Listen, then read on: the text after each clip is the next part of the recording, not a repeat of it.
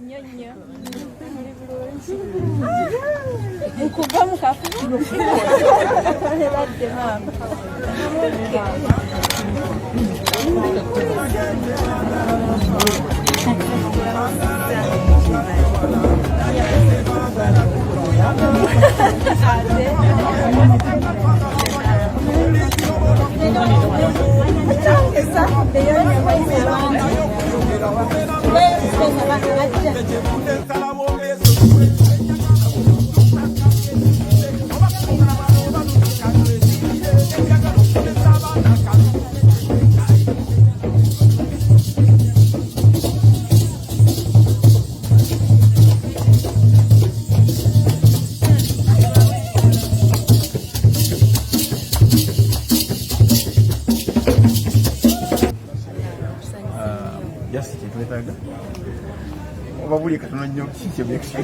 To me, I'm excited. Guys, you're not excited.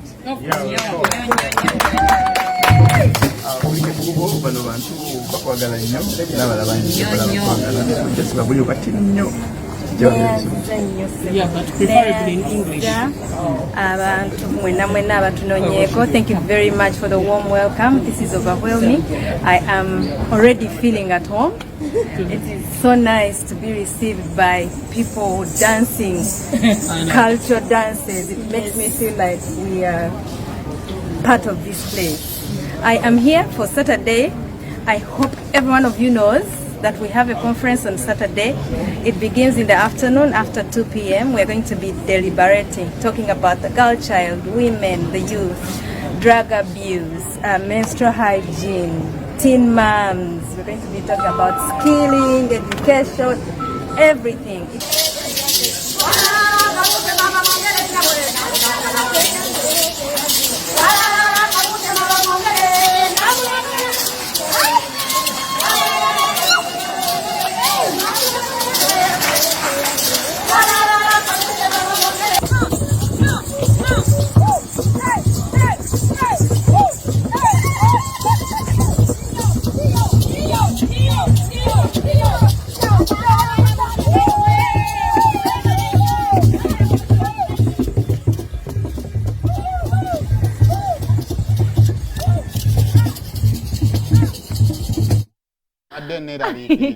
naye bantu mu obutewummuza musajja yeetaage mutoka ennene bwati n'atuula mu UAM tosituka omuwakali kava mu kifo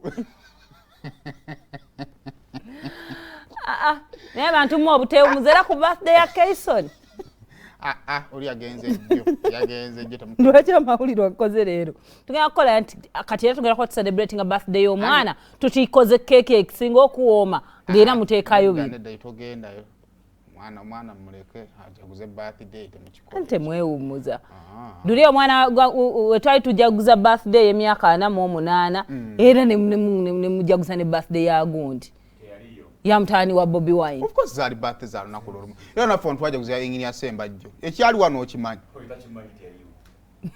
Twali akummere.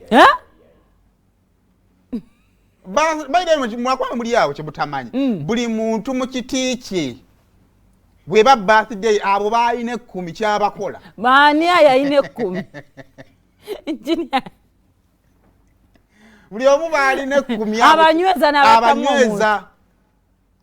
So kati nikali kamuzi wagende berwa bagenze kukola ki abagenda bagamba ki anza tanina agenda but agambye agenda kwogera eri a girl child abakyala bonna naddala of course baba misenga babinga mkyala Bobby baba misenga byonna nga first lady wachi owagundi ghetto unanagira ki ate obombuza byogere ndabo bikakasa first lady wawa ani agambye mbunongira Oshagere tulwalo president yafugula abona nagira. First lady wa NUP, first lady wa Magere, first lady wa ghetto.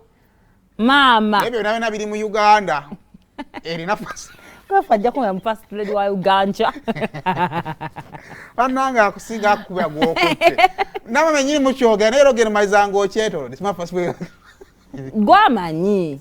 Kale nene twagaliza birungi byerere. Omanyi kirungi nnyo okusharinga ko n'abantu. Yeah. Kimukuba kigattako. Bannaye. Gwone just the beddamu ne prima.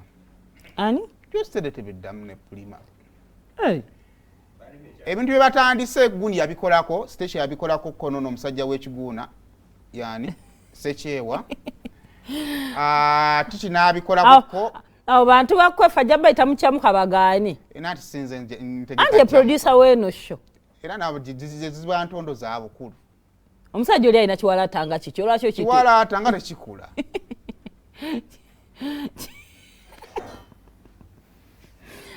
ngekyomaana mukyazaana mukyamu ate zino enviiri naziteekamu obuzigo buno ng'obwa David Lutalo aye aluddewo Lutalo teyalwawo Lutalo yabuuka mangu yabuukabuukawo naye Sekyewa oluddewo ebizigo tebisaala bidde no mu kiwalaata ebizigo nno nga byakonye wali ewatali nviiri Katonda yamuwa omukisa munaye kiri wakati tosobola kulengera kuleka ng'otaddeko drone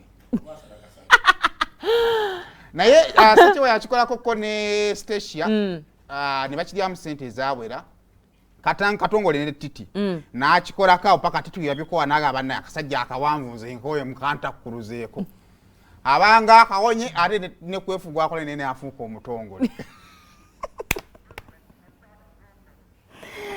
kwefusa abatongole era aliko le